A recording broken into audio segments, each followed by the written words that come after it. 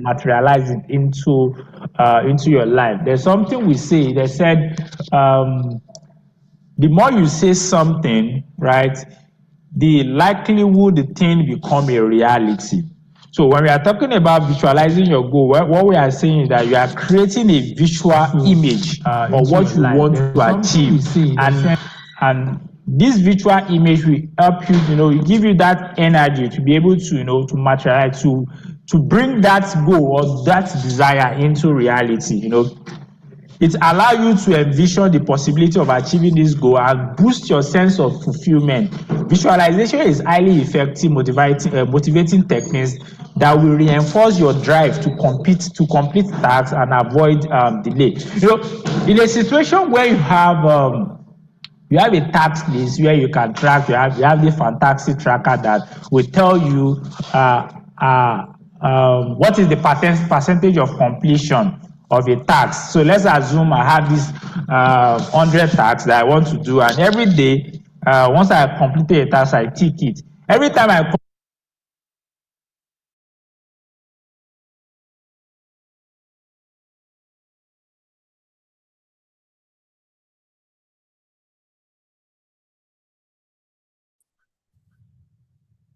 All right, good afternoon.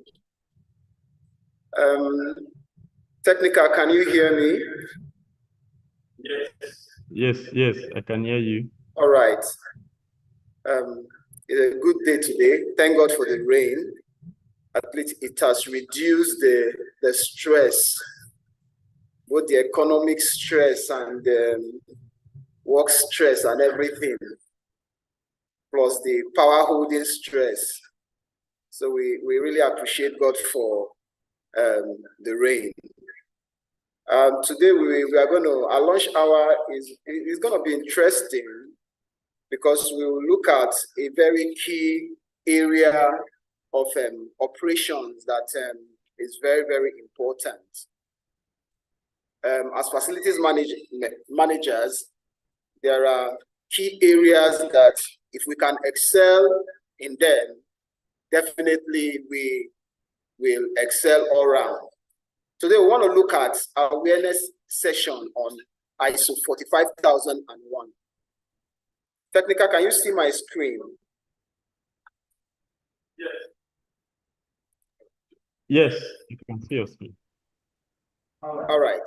ISO 45001, an awareness session for ISO 45001. Now, this is very important because we want to look at workplace safety.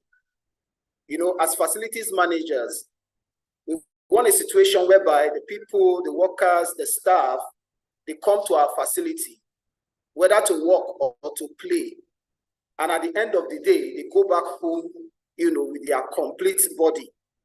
So as facilities managers, we need to put in place necessary things that we assure that safety of workers, of visitors, in fact, of all stakeholders that come into our facility.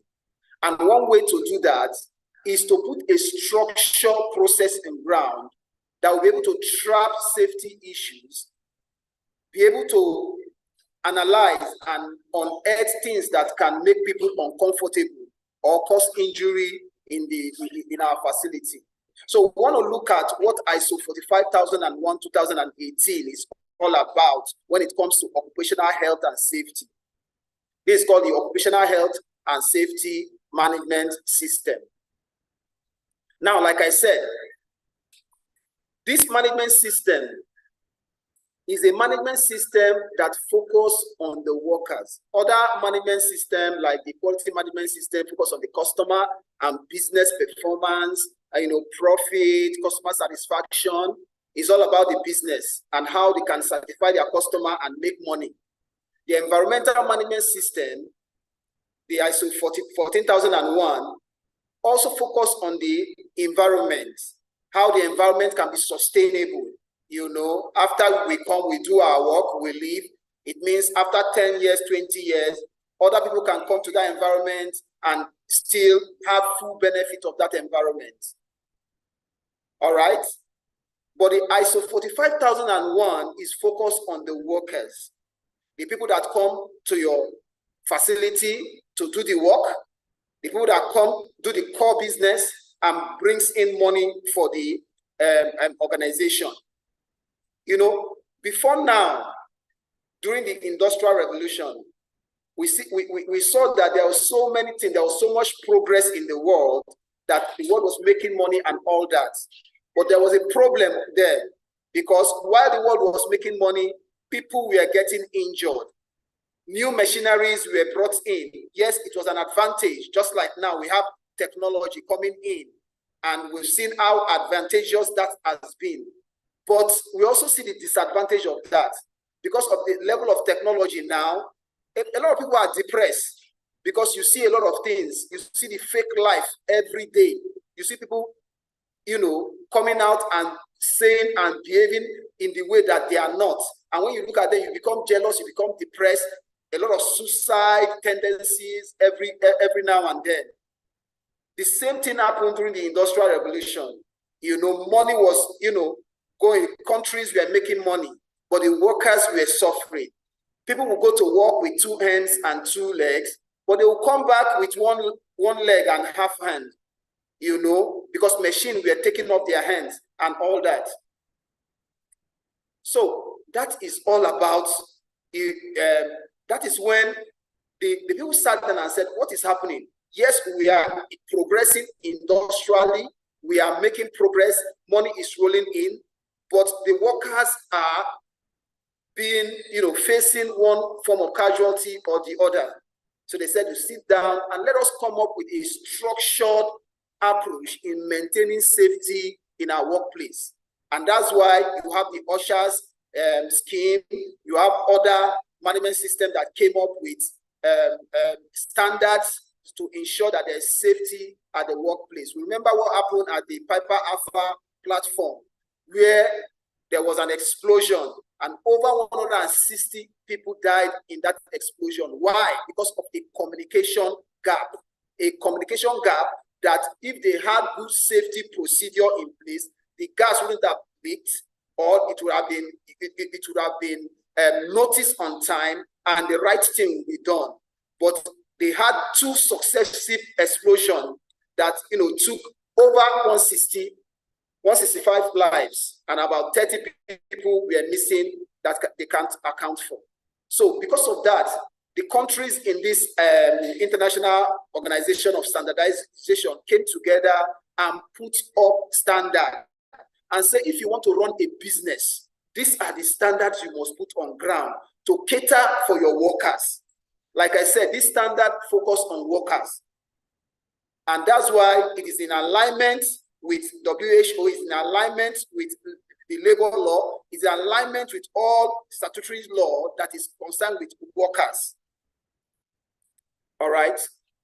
So what is ISO? The ISO 45001 is a new standard which provides a framework regardless of size, activity, or geographical location of any company.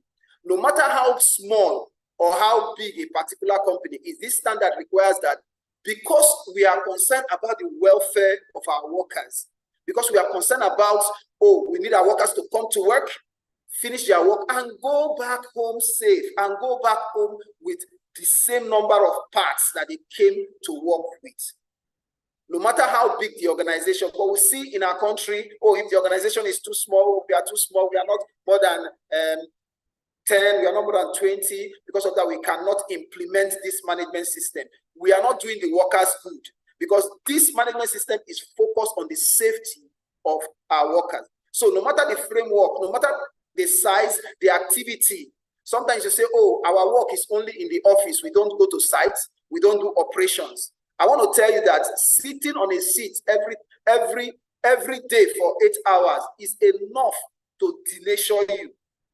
So this standard looks at all that. It looks at resources. It looks at positioning. It looks at a lot of things that ensures that at the end, workers will, I mean, you work, you retire, and you enjoy your old age. Not at old age, you are suffering from one miserable pain or the other. So the standard is also open for continuous improvement. And it is a risk-based approach kind of standard, whereby workers are allowed to come and air their views about how the work is supposed to be done. This is a management system that is not only for managers or management or top managers to sit in their office and craft the policy and then dump on the workers. No, this management system requires that, is a requirement that you participate. Workers participate in decision making when it comes to policies that affect their welfare. You have town hall sessions where they give their contribution, and this standard ensures that whatever agreement or contribution a worker contributes, it must be carried. You must show evidence that, okay, this is what we discussed, this is what the agreement was, and this is our conclusion, and this is how we are integrating it into the business process. For example, you must integrate that all your workers must at least identify hazard in the facility. Sometimes we work in a facility for years, and we discover that we are not checking that facility to see what has changed. There's a particular process, while working with SPDC, we deploy that process called a pause. You stop and you check what has changed. Whatever work you are doing, you must plan it in such a way that at some interval, you must stop and look at your environment, do a quick inspection. What has changed? Look at the workers. Are they still agile? Are they still working the way they started? Do they need some rest? Do you need to stop? You look at the environment. You look at the weather. Is it going to rain? Am I doing electrical work that if it starts to rain now, we need to stop, or we shouldn't start that critical work until we are sure that it's not going to rain? So that process helps you to ensure that in your work, step by step at interval, you are looking at change. In fact, you are implementing management of change at the go. Then the integration of OH and S within organizations' business processes. Every part of your business, you are integrating OH and S. And how do you do that? Is an awareness. Remember, HSC is not only for management. HSC is for everybody. Management will only demonstrate the commitment by providing resources, giving the necessary support, but everybody is supposed to report on HSC. The standard provides platforms, to develop positive safety culture leading to workers' well-being. I want to tell you, the first time I walked into the SPDC base in Port Harcourt, I just told the person I went with that even if a madman enters this base, because of the safety culture in this place, the madman will be cured. Nobody will tell you to behave yourself, because the safety has been drilled into the system, into the fabric of that entire facility. That you are working, you know exactly what to do. You see a zebra crossing, you dare not, you are driving and you get to a zebra crossing, you must wait to ensure that nobody is standing to cross. And you mustn't beat the traffic light, you mustn't make call when you are driving. Everything, even if you are a madman and you don't know anything about safety, when you get into that environment, you will just be arranged. So this standard helps us to provide that platform to develop safety culture within our environment. We want a situation whereby you come into an organization, everybody is safety sound. Everybody knows what to do. Everybody that sees that spill on the floor knows exactly what to do, knows what form to fill, knows what to trigger. All right.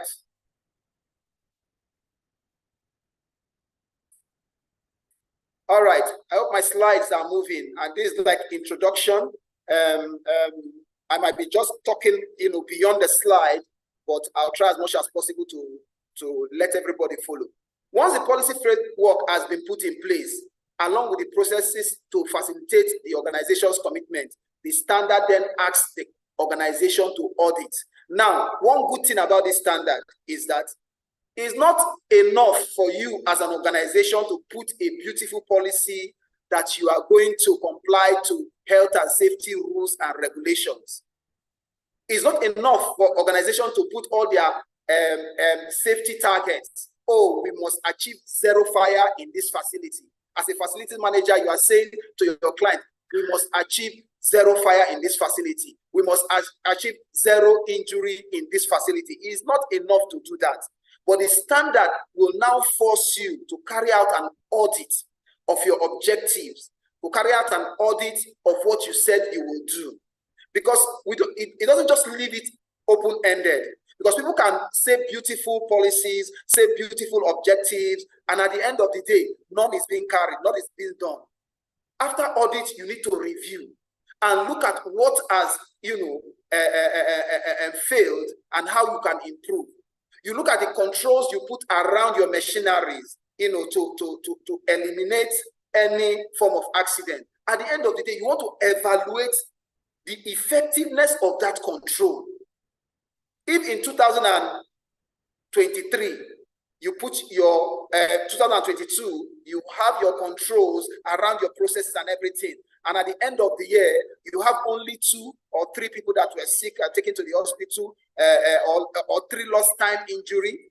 And 2004, you look at the process and control that you put in place, and you are seeing that you are having like 10 people, having lost time injury.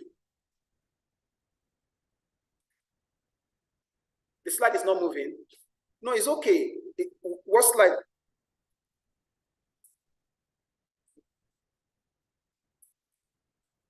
Sorry, I need to correct this.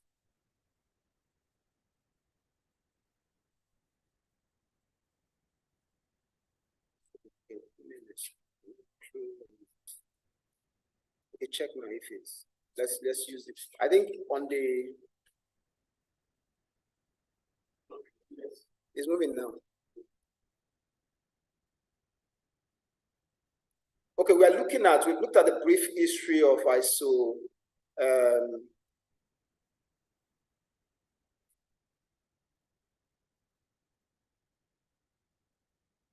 Okay, so ISO 45001. So this approach provides the organization with both assurance and business continuity. Assurance that the workers will come to work, do their jobs, and go back home safe. Assurance that there will be business continuity. The standard ensures that you have all this in place. All right, let's look at the brief history of ISO 45001. It started as OSHA's 18001 2007, that is Occupational Health and Safety Assessment Scheme. Why was it like that? It was because, because HSC, safety is very dynamic.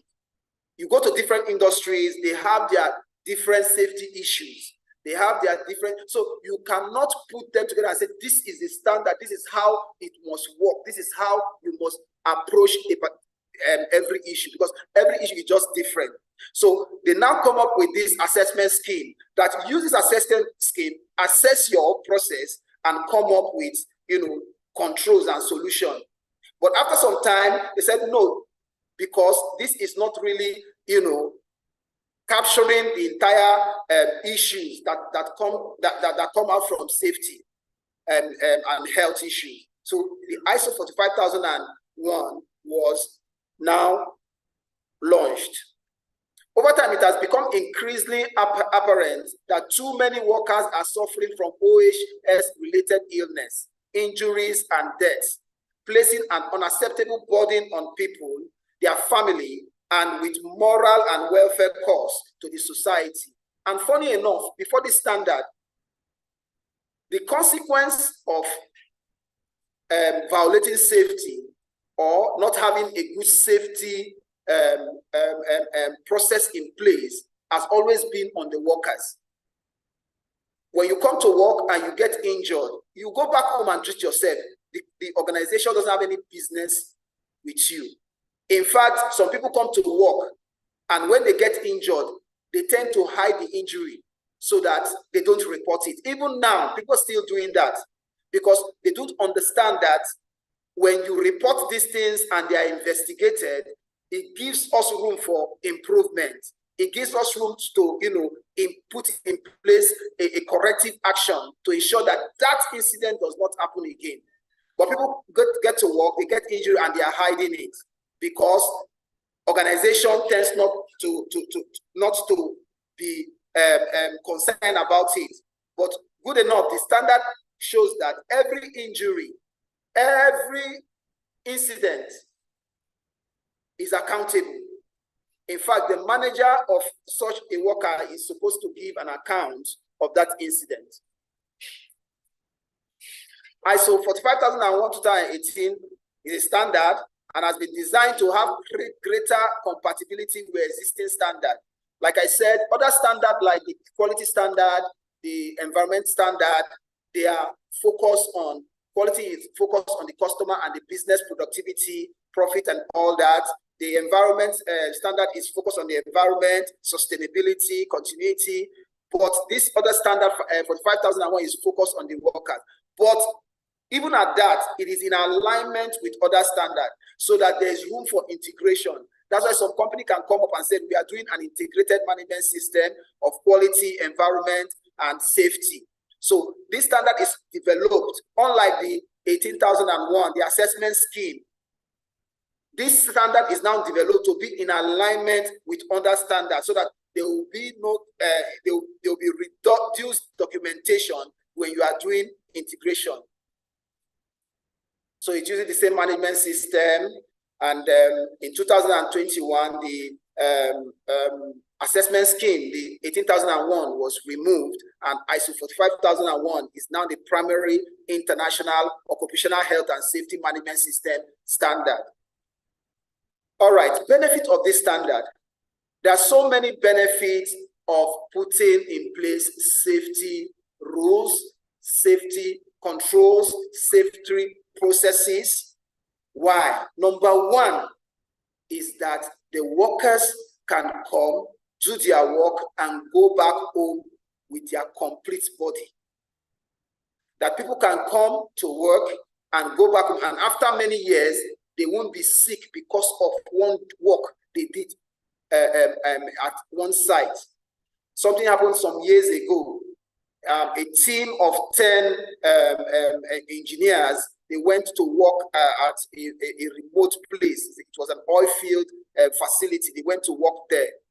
And one of the safety rules is that they need to put on a complete PPE to carry out that work, because it was known that there's some radiation exposure in that environment.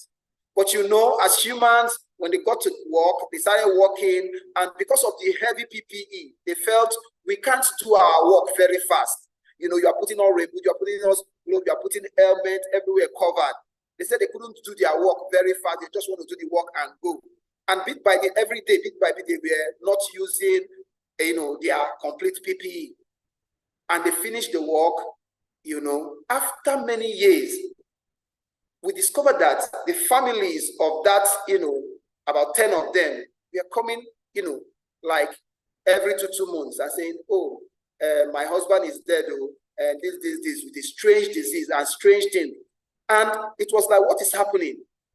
So when it now happened to the last person, somehow they got to investigate the case. They discovered that they were exposed to radiation where they did that work like 10 years ago. You see, that is what ISO is trying to tell us. Putting in place rigid processes that will ensure that people abide. Because naturally, we human beings, we felt, oh, putting on our PPE is a big problem. It will slow us down. Oh, we want to quickly do that work. You see somebody handling electrical work, he's not putting on the hand gloves. These are people doing some serious work in hazardous area. They're not putting on their face masks, their gas masks. Because ignorance and everything, But this benefit of this is, number one, the workers will do their work and go back home safe to their family. So it's important as facilities manager, as operations manager, you ensure that people are well protected. In fact, one of the key performance indicators in HSC is compliance to PPE, compliance to the use of PPE. We want to see how you have demonstrated compliance to the use of PPE. I see people, you know, they want to walk on pole, nothing, no harness belt, nobody is down holding the ladder and all that. So it becomes very difficult to manage people without the culture of safety in them. Now, another benefit that it provides overview of a selection of positive benefit from implementing ISO 45001. It is always benefits. Organization finds it difficult to implement this management system because they think it's a waste of money. Generally, safety is like you are putting money into the business without getting returns. But in the long run, you discover that if you have any death at site or any incident that requires that requires litigation and all that, it brings the reputation of the company down. So it is important for us to see beyond this. This standard adopt high level, like I said before, is a high level structure so that it can be integrated with other management systems so that it can reduce complexity and ensure that you can easily implement the safety.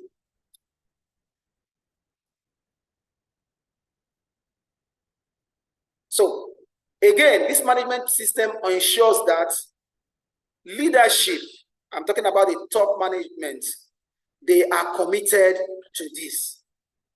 Leadership must show high-level commitment. In fact, generally for all management systems, if leadership doesn't show commitment, you as the staff or the worker or the process owner, you can't do much. So leadership must show commitment in providing the resources, in crafting out the policy, in communicating the policy, in ensuring that objectives are being developed and deployed, in ensuring that there are resources to track the objective, and ensuring that there are audits, there are review sessions to see that the management system is effective. And of course, this will do what? In turn, reduce downtime, lead to a reduction or prevention of workers' lost time and hours. So generally, the benefits of this management system you can't exhaust it. And it's important that it's been implemented. Like I said, the management system is emphasized on workers, and of course, workers are the ones doing the work. Therefore, they must be heard. They must be given the opportunity to say how they want to do their work. Now, the approach of this standard is still the same like every other management system. The plan, do, check, and act standard. Now, you plan what you want to do. For example, you understand the context of the organization, which include the OH&S, the occupational health and safety risks and opportunity. In that your job you're doing, what are the risks of carrying out that job? What are your opportunities? You establish your objectives. That is part of the plan. And you put out the processes and the resources required to deliver on that objective. Now, after putting up your plan in terms of your objective, in terms of your opportunity, your risks that you've identified, you now do, which is the implementation. You implement the process as planned to include workers' participation. This is very, very important. Workers must participate in this implementation phase because they are the ones that are doing the work. It's just like doing your toolbox stock. During your toolbox stock, you are able to pick up every tool that you are handling and talk about how to handle the tool, the risks and of handling that tool. What can go wrong when handling that tool? So the participation of the worker is very, very important. Emergency preparedness. How are you prepared for emergency? This standard will help you to know to put an emergency preparedness. If there's an emergency, what do you do? And the workers must be aware of this emergency preparedness. Then hazard identification. You cannot implement this standard by ensuring that you do hazard identification. What we do during our days was called hazard hunts. Every month, every member of staff will go out and hunt for hazard. Why are we doing this? Is to make the environment safe for our work. Then after doing, you now check.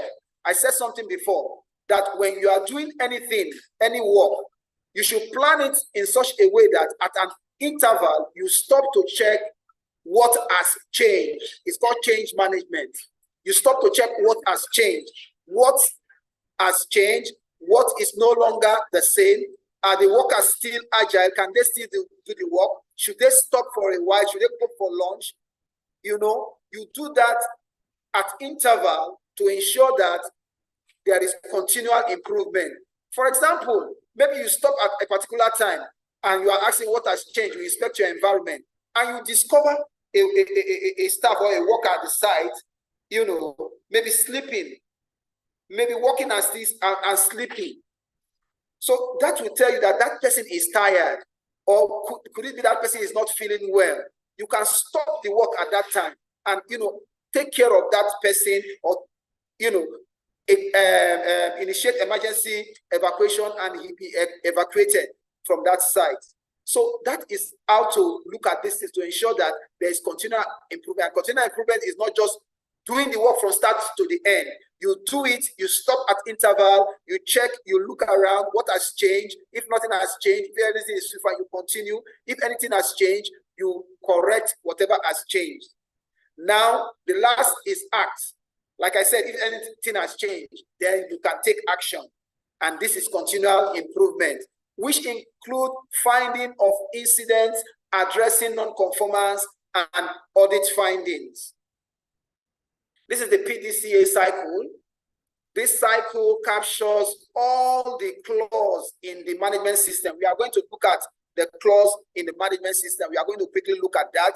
I know that this session is not enough to do a full awareness session of ISO 45001, but we are going to get useful information that will prepare us so that whenever we want to implement this standard in our operation, we already know where to go. So this the PDCA looks at all the clauses, and if you look at the clauses, you have the contents of the organization that talks about the organization, its internal issues and external issues, the interested party, and the interested party, we're talking about the workers, the suppliers, the visitors, those that come to use that facility.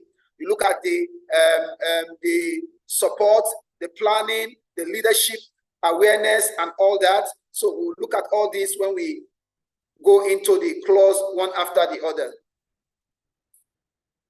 The PDCA planning involves establishing OHS objectives, processes, and resources required to deliver results in accordance with the organization's OHS objective.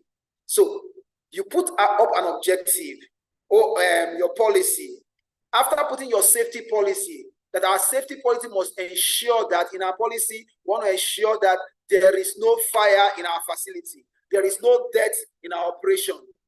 Wow, those are very bold policies. Those are very bold policies. Then you need to put up objectives that is an alignment with that policy. Objective that will help you achieve that policy. And this objective, you need to break it down to the actions that you need to take. For example, you say, fine, you ensure that there's no injury in your facility. One objective would be that every personnel working in that facility must report 10 numbers of unsafe act or safe condition near miss every day. When you put together for the entire team, say you'll be reporting 1,000 every month. If you put that kind of objective, it is very possible that before an incident happens, it would have been, it would have been discovered, it would have been identified. So that kind of objective is a smart one, because you already know where you're going. We want to ensure that there's no injury in our facility. Therefore, everybody must report on safe act, on safe condition, near misses, and all that. That way, you can be sure that you won't have any incident or emergency in that facility. Of course, implementation means you put process and you plan the process and you implement, you do what you have planned. So this entire PDCA helps us to move from our operations, achieving our objectives, and in turn achieving the corporate goal of the organization. Okay, the standard is also risk-based, as in it follows audits, it follows issues. We look at the issues and we identify the risks in the issues in the company. There are internal issues, there are external issues. We are going to look at that, but it's all about risk-based thinking. You don't leave anything to chance. You don't wait until it happens. You must look at a process or a procedure and say, okay, what can go wrong? What can go wrong? If this is done like this, what can go wrong? You begin to think ahead and begin to highlight the possibility of any incident to take place, and then you put control around that incident, and with time you evaluate those controls to see if those controls are effective and delivering on the objectives. So risk-based thinking can be in form of first-party internal audit. It can be audit through the audit planning, walk-through audit. You just go around, you do a walk-through and pick up, issues in your facility. It can also be a second party. You bring in an external person, because sometimes you are in a facility and everything has become normal to you. You can walk to a place that is dirty, because that place has been dirty every day. It becomes normal. You walk to a staircase that is broken, you have broken tires everywhere, because you have been in that place, or because you have complained over and over and over again for management to change it and they refuse to change it. To you, the mindset, it becomes normal, because when you go there, you won't report it. You will see it, you will just walk by.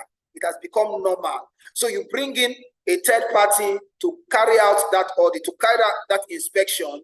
You'll be surprised the kind of things that will be discovered. We discovered that there are dark places even in our facilities, out of sight locations that we don't even go, because if you go there, you pick up issues around there, management will attend to it. But those are areas that can generate problem for you in your facility. Then you go for certification, that if you are now sure that you have implemented a sound safety processes in your organization, you can now go for certification. We've talked about risk-based thinking. Okay, let's look at the structure of this management system. Remember, what we are talking about is ISO 45001 management is talking about occupational health and safety. Now, this is the structure. The structure, number one, is the scope. The management system requires that you look at your operations and you say, this is the extent of which this management system will cover, will go. These are the areas that we want our management system to cover. Another part of the standard is the normative reference. Then we have the terms and definition. Now for clause 1, 2, 3, it's not so much important, because those are like literatures. They are just write-up for us to read about the standard.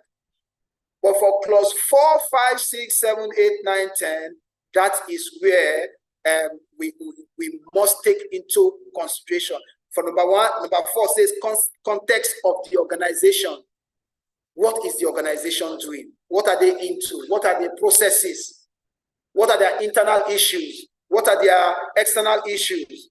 What are the needs of the interested parties, the needs of government, the needs of regulatory bodies, the needs of the staff, the needs of customers? Then number 5 talks about leadership.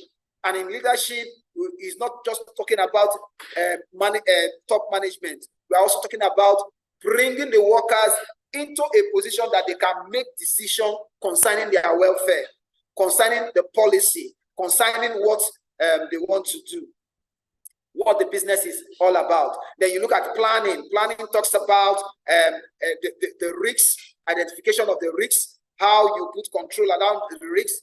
Planning talks about the hazard identification. It talks about our objective of the organization. The objective of the organization is to ensure that year in, year out, the staff are in sound health. Therefore, there must be a plan in place to ensure that that is being achieved. Then you talk about the support. The support is the resources, the environment the workers are working with, their work tool, their PPE, things that are provided to ensure that they perform in their work. Then emergency preparedness. What have you put in place? What are the contingency plan that for any reason your control fails? What are you going to do? Does the FM knows who to call if there's an emergency? You know, you put a proper, effective emergency preparedness plan in place. Then performance evaluation. Like I said, this standard doesn't only tell you what to do. It also tells you that at the end of the day, you will measure yourself, you will evaluate yourself to see how you have performed. So it's not about, oh, just putting the policy, putting the objective and all that. You evaluate yourself, you evaluate the management system if it is delivering. And when you do that, it's for improvement, continuous improvement. Like I said, safety is very dynamic. Health and safety is very dynamic. For the different industries, you face with different challenges. So you must know how you will maneuver, continually improve your processes to ensure that you maintain a good reputation in terms of health and safety for the organization. Now, this is just a framework showing the different clause, clause 4, clause 5, clause 6, clause 7, clause 8, clause 9, clause 10, and the sub-clause and what they address, the requirements for each and every one of them. Now, we've talked about the scope. The intended outcome of the OH&S management system is for the organization to provide a safe and healthy workplace. Remember, the key reason for implementing this management system is to ensure that the organization provides a safe and healthy workplace. People want to come to work and forget to go home. If the workplace is safe, if the place is conducive, people want to work and forget to go home. So that is what the management system wants to achieve. Prevent work-related injury and or illness. Any work-related injury, back pain, or spinal issues and all that. This management system is aimed at preventing that. Then proactively monitoring and improve OH performance. Eliminate hazard and minimize OH and S risk. So that's about the scope. Then the normative reference, the terms and definition. There are terms and definitions that you will know, the ISO, everything that you are going to implement, you must be able to define them so that anybody that picks your procedure to read should be able to interpret what the standard is saying. Now, section 4, which is one of the areas that we focus on, the context of the organization. This defines the organization and what the organization is affiliated to and what can affect the organization. Whatever you're doing in your operations, what can affect your operation? What can stop workers from working? You must be able to define that. You must understand the needs and the expectation of workers. What are the needs of an expectation of workers? The workers want to be confident that when I'm not feeling well, I should be able to walk into any hospital, present my HMO card, and get treatment without stress. So this standard ensures that is in place. That's one need A worker wants to come to work and have all the tools safe for him to use to work. Not working with broken tools that will at the end of the day injure him. That is the need of the workers and other interested parties. Then the 4.3 talk about the scope. What you want to include in the management system. What are the things you want to include in the management system? Sometimes you want to isolate a part of your operation from the management system, no problem. But you must be able to define your extent, the extent of the management system. Now, the clause 4.4 is design and the sequence of the process. From the start, the sequence of your processes. You know, some inputs, some outputs of a particular process become input to another process. So you must be able to sequence it in such a way that there won't be any gap. So understanding of the organization and its context. Now, number one, you must understand the internal issues, external issues of the organization, cultural issues. You know, you are working in a particular environment, you must understand the culture of the community and how they behave. If they say, okay, at 5 o'clock or 6 o'clock, everybody should go home because they have one masquerade that is coming out. You won't say because you are working for Shell, you must go out and do your work. Then you are not taking into consideration your own safety. You are not taking into consideration the culture of that community. Look at the political landscape. Those are all external issues. They can affect, you know, how you do your work. Look at the competitors. You have competitors and it will affect how you do your work. So those are external issues. Then the government rules and regulations. Government might say, okay, by you putting your base station here, your base station must not be close to a particular building. Or if it must be close, this is the distance that you must give. But because you just want to put up that base station, because you just want to make money and you just want to move out, you put it without taking into consideration the legal requirement, the statutory requirements, then you are exposing your company. So those are areas, the external issues that you must identify. And after identifying these external issues, you must now look at the risks involved in every issue. If this thing should happen, what will be the consequence? What will be the effect of this risk to the business? Is it going to be a high impact effect, or is it going to be medium? Is it going to be low? And what control are you putting in place to ensure that this does not happen? What control are you putting in place? But eventually you are working in a flood, in a place that is prone to flood whenever it rains. What is the control measure you can put around there? And remember, there's sometimes you really cannot put any control. What can you do? Then you must think of saying, okay, we will try to monitor the weather, get weather reports, and ensure that we work when we know that we have favorable weather conditions. So those are external issues that we really cannot control in our operations. Then also, for understanding the organizational context, you are expected to come up with internal issues. What are the internal issues?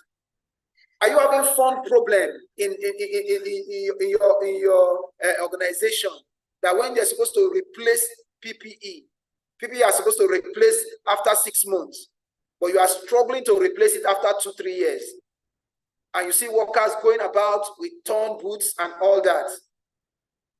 So what do you put in place to control that? There are other internal issues based on your operations. Understanding the need and expectations of workers and other interested parties. For example, your customers, you must understand their need. The workers, which is very important, you must understand the needs. The suppliers, you must understand the need. They must understand your need too. And so your technical partner, and as many are the interested parties in your business. We've talked about determining the scope of the management system. Then leadership. of course, I said something earlier that without leadership commitment, the clause 5 of the ISO 45001 emphasize on leadership. Top management must be committed to the work, to the management system. And their commitment involve providing the resources required, providing the environment necessary, providing the support, providing the trainings and all that, so that at the end of the day, the people will be well aware, because one of the requirements of the standard is that management is responsible for communicating this process, the process of ISO 45001, to every member of staff. The expectation on leaders within an organization is to become champions of the system and provide the necessary resources to protect workers from harm. So leaders are supposed to be champions. That's why you have safety champions. And that's why when you come for a management review meeting of ISO 45000 or any other standard, management, top management must be represented. A review without top management present is a non-conformance, is a direct non-conformance. All right. So leadership also involves leadership demonstrating, following an example and demonstrating to the people what they need to do. They take overall responsibility and accountability for the prevention of work-related injuries. There's some company, there's some establishment in Nigeria that if there is any injury at site, the MD of the company must be aware. And if the MD reports to maybe a VIP or maybe a global high-level leader, that high-level leader must be briefed about that incident. And I want to tell you that most leaders, they don't want to find themselves in that corner, because you will sit before a panel. Let's take, for example, there was an accident at your site, somebody got injured, maybe, or somebody died. You will sit before a panel and answer questions that you don't even know the reason why you are seated there. Answer questions that you don't even have ideas for. And you see young, and if you're unfortunate, you have young people that are in that top management, they will ask you questions and mess you up. So leadership must be involved for occupational health and safety. We have forums where you bring leadership to come and sit down and listen to what the workers are saying. Leadership must facilitate positive culture and continual improvement, ensure the OH&S system is integrated within business processes, as in, even in your job description, the job description you are giving to staff, you integrate, you put in OH&S requirements, OH&S KPI in those job description that you are giving to your workers. Promote communication internally and externally. Have days for HSC Town Hall where you discuss things about the work. Okay, they have the responsibility of also developing the policy and have the responsibility of eliminating hazard and reduce OH&S risks. So there's so many things that is saddled on leadership to deliver. And also they have that responsibility to consult the workers, bring workers to participate in decision making, in policy formulation that pertains to the welfare.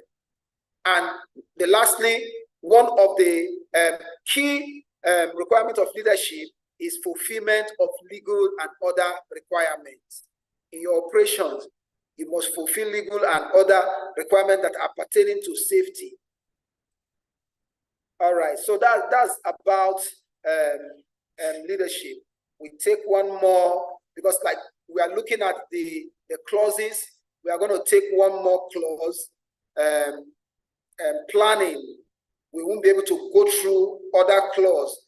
Hopefully another section will take other clauses in the requirement, but we'll go through clause 6 and maybe 7 if we still have time. Then when we come again, maybe some other time, we'll look at the 2 other clauses and then look at implementation. So clause 6 is planning. Like I said, after you must have implemented your management system, you must plan. Number 1 is identifying of risk. Identify the risks in your operation. Risk assessment is key. Risk assessment is very, very important, because that's where you identify risks and you put controls to ensure that it reduces the impact of that risk to your business. Now, risk and opportunity in the prevention of undesired effects, including work-related injury and illness. You plan, you do risk assessment, you check the risks, you check the opportunity in your operation, and you put in control to ensure there is prevention of undesired effects, which include work-related injury or ill health. The requirements are to manage events and continually determine risks and opportunity for both workers and the whole H&S system. Establish and manage objectives. You establish your objectives. Like I said, it's not enough to establish objective. You want to ensure that there is no fire in your facility. It's a very good objective. In fact, for any organization to have fire is already a failure, because fire can really cause, apart from the reputation of the company, it will also affect their bottom line, and a lot of things will go down. So that's a very good objective. But what are you doing to ensure that you achieve that objective? Do you have sensor? Do you have smoke detector installed in the facility? Do you do inspection? Do you do drills to ensure that all the safety gadgets you put in the facility will work if there is an actual emergency?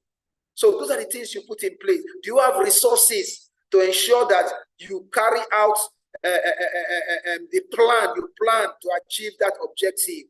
Do you have the people that are well positioned and trained and assigned to carry out that plan? So it is not so much about setting objective, but what are the plans you put in place? What is the resources? What is the method of evaluation of that objective? Now, plan and manage changes to the system and reevaluate once change has been made. Management of change. If there's a change in your entire process, if there's a change in your operation, is there any plan to ensure that you evaluate and see what that change is? What is the root cause of that change? What are you going to do to ensure that it doesn't happen again? And if it is a change that involves an opportunity, how are you harnessing that opportunity to improve your process? Then hazard identification. This is a key aspect of the section 6, hazard identification. For every operation that you are undertaking, everything you are doing, you must identify the hazard that are associated with that operation. Consideration must also be given to the types of activity, including the following. 1, groups of workers exposed to the hazard. You must do hazard identification for group of workers exposed to the workers. Shift work. What is the hazard associated to shift work? When I talked about the Piper Alpha disaster, it was because of the change of shift and gap in communication that caused them not to identify the leaking gas that resulted to that explosion. Not just one explosion, but 2 explosions that resulted to a very huge number of deaths. So, what are the hazards? The risks associated to working shifts. Some people do all night, and sometimes you still want them to go do more hours of activities. There's some work that you need to look at.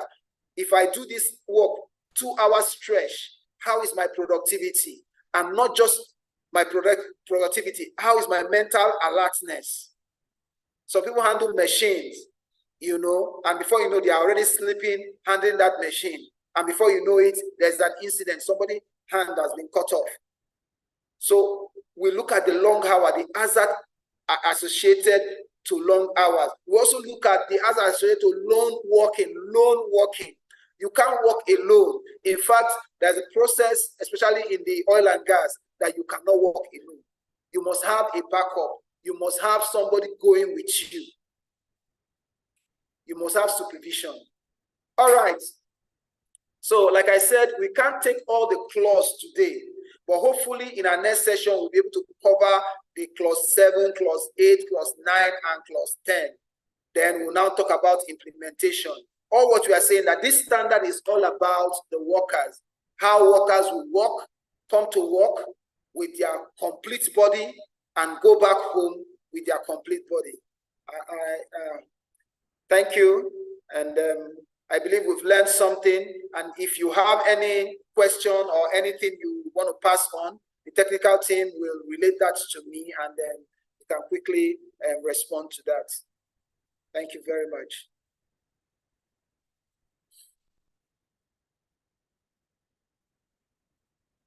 Technical, back to you. All right. Thank you so much, Mr. Charles, for the presentation.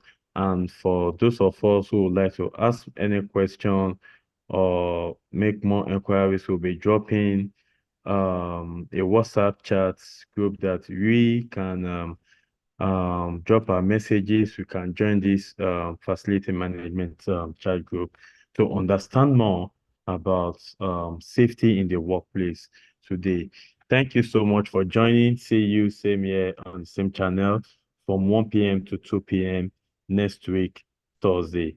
Have a wonderful day all.